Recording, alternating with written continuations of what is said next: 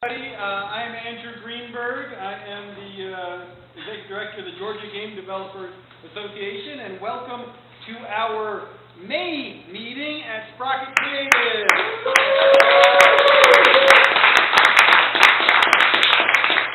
So I always make announcements before the meeting actually begins. The first most important announcement is that when anyone comes in through the doors, we will stop what we're doing and either just stare at them or just everybody wave. I like the staring. Stop and stare. All right. Good enough. So if I'm running my mouth, don't have to remind me that people are coming on in.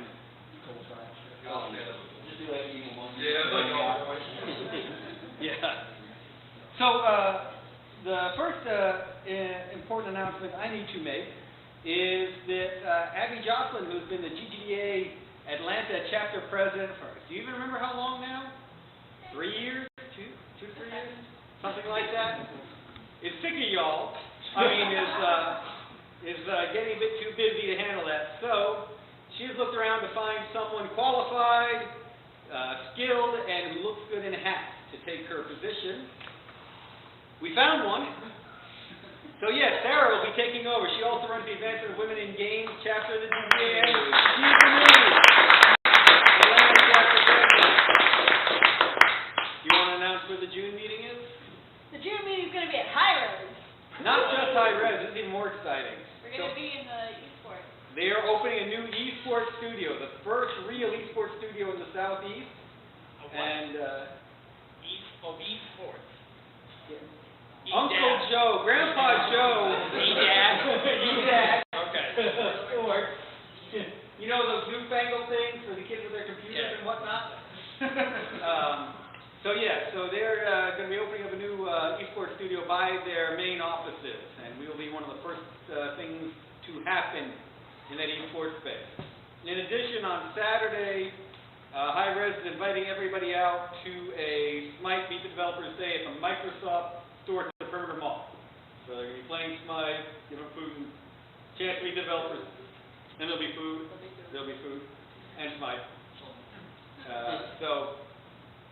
If you haven't met the folks at High Res yet, there's a good chance to go up and meet some of the team and eat their food. Let's see.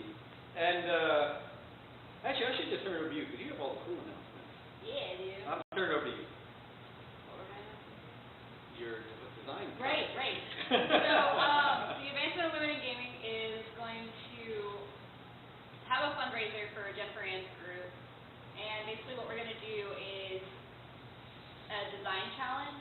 So basically what you're going to do is design a game, any game. We're going to try to host it after Game Jam, so that way you'll have something to present. And you come in, you pay like $5, $10. Details are not set in stone yet. You're the first one to know about this. Yes, congratulations. So you pay like $5, $10 to enter, and then we'll have people from all the major studios here in Atlanta and Georgia in general to judge the games, and then choose a winner. What is the winner going to get? I don't know yet. Details to be announced. If you don't know what Jennifer Ann's group is, this is a group here in town that uses games to combat, it's not teenage domestic abuse. What's the official term? Teen dating violence. Teen dating violence. So, very worthy cause. They've done some great games out of this group.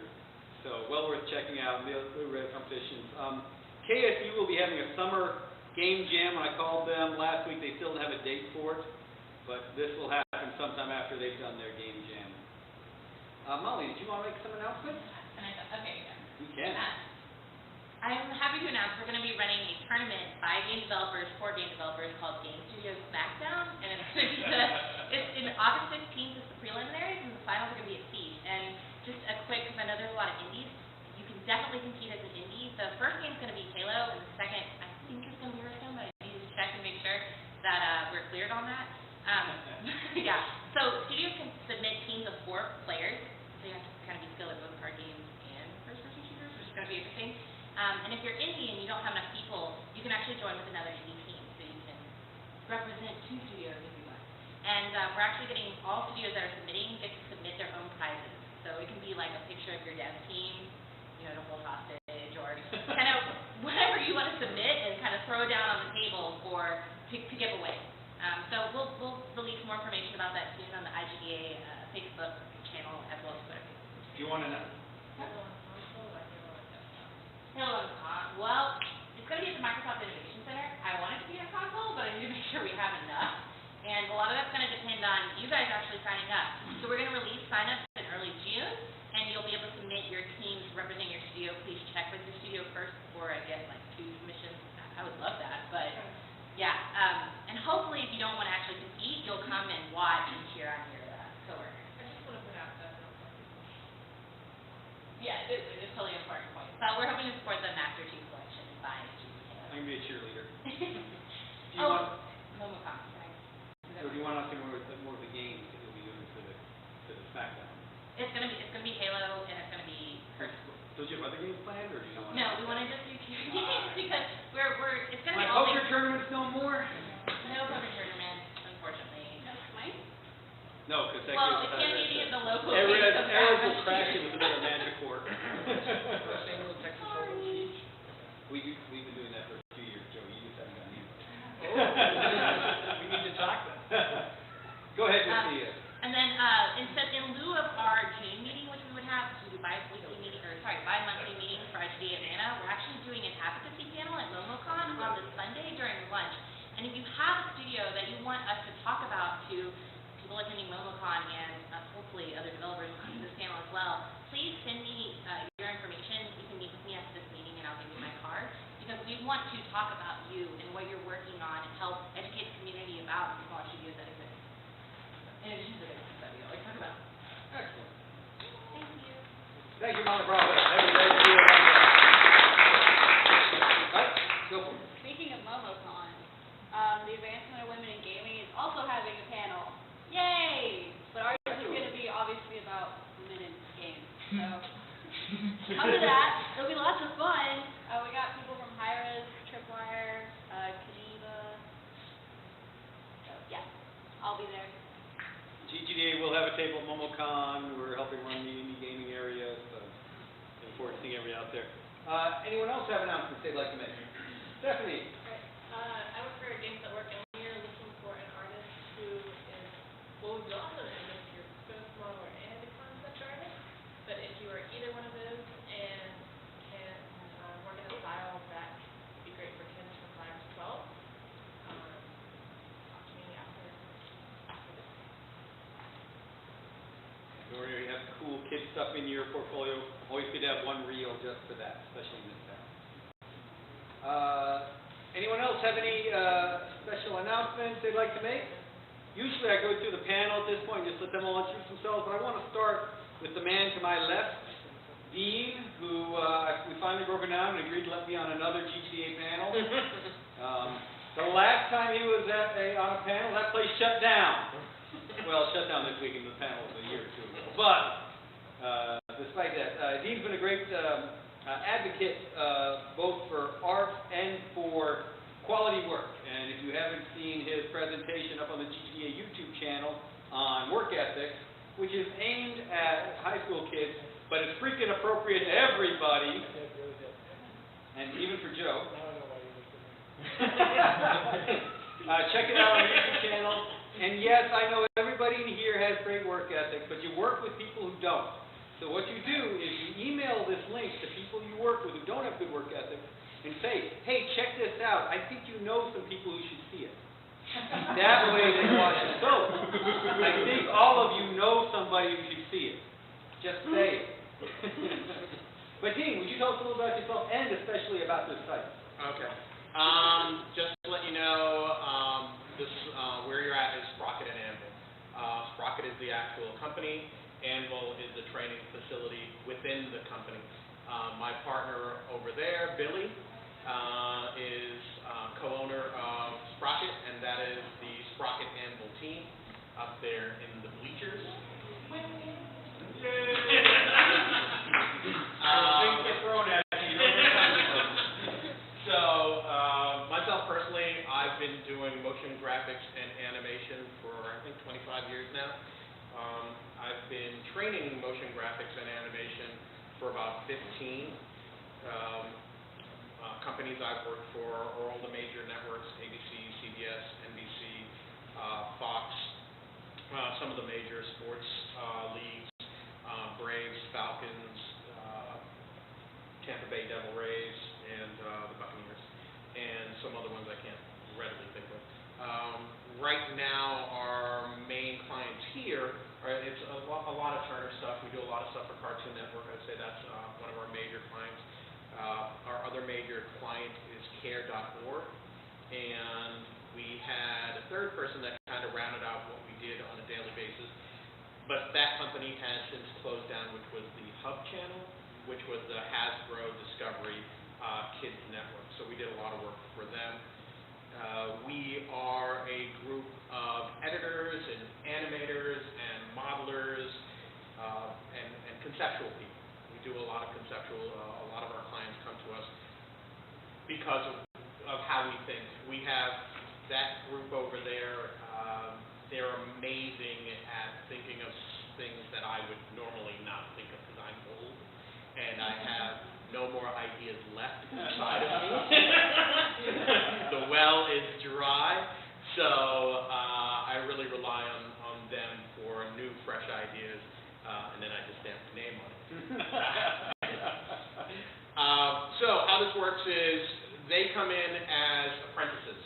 They are not students, they are not interns, they are not even employees. They are apprentices, and they train for 3 months to learn the software, and they build their own projects for 3 months, and they're paid ridiculously low prices to learn how to actually work on those projects, and we support them during that time with crappy food and some Pop-Tarts, and every once in a while we give them pizza. But what happens is they build a project from beginning to end. They build a project that is their concept, it is their storyboards, it's their script, it's their character design, it's their animation. I assist where I can. We bring in industry professionals to critique their work periodically so they get a real world idea. There are no grades. It's either pass or fail. They either meet a deadline or they don't. Everyone in here has met a deadline, and that's why they're here. Allison is still working on meeting deadlines, so we don't know if she'll still be here. And we're very serious about we like to kick people out. And the only reason we do that is so that they get a real world mentality of like, this is what work ethic is, this is how you're supposed to finish a project, this is what your deliverable is, and this is the quality it has to be delivered at. They finish 3 months with us, and then they freelance. So these guys are all working on Cartoon Network, Care, Toys R Us spots and things like that after the 3 months, if they survive the 3 months. No one has ever not survived because we pick and choose who comes in and we make sure that besides that they have a skill set already, but they just seem like they're going to be easy to work with. So they freelance and you take a piece? Or they get paid industry rate. So when they're freelancing, they're paid what the industry is paid, and then we take a piece off of that. I get paid as an art director and a creative director. So it's a symbiotic relationship. When there is no work, they are training themselves on projects, and then we're paying them at sort of like a better than intern rate to keep them in the system and learning. They're also on a pay scale cycle where they hit certain benchmarks, and that raises their salary. So if they have X amount of skill, they get paid more. The more projects they've completed, they get paid more. And we kind of calculate if you've done 3 projects, well, to us, how many years do you have in the industry from those 3 projects, and we'll bump up their salary accordingly. And we try and keep it symbiotic. So there's never a time they're paying for training. They're basically funding their own training throughout the process. It is a very complex and difficult thing to explain as well as actually execute, but we've been doing it for a year, and it's worked out pretty well. So yeah, we're really happy with what's come out of it and the crew. You want to talk about how people get involved in that process? Oh yeah, so everywhere around you there should be a business card for Billy and I, so definitely grab one.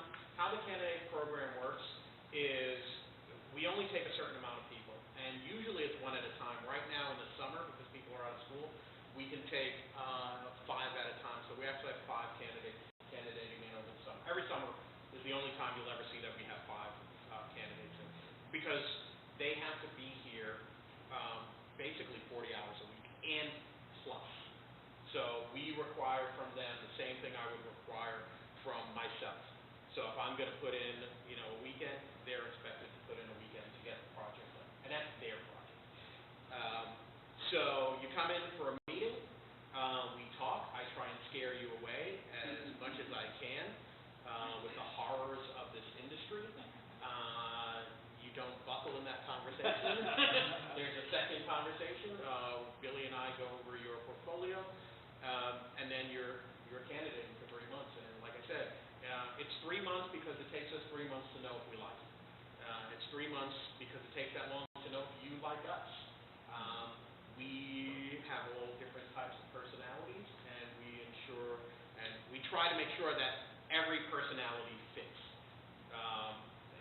And through that, sometimes you don't fit in the beginning, but after 3 months, we'll either make you fit. Like a Sprocket.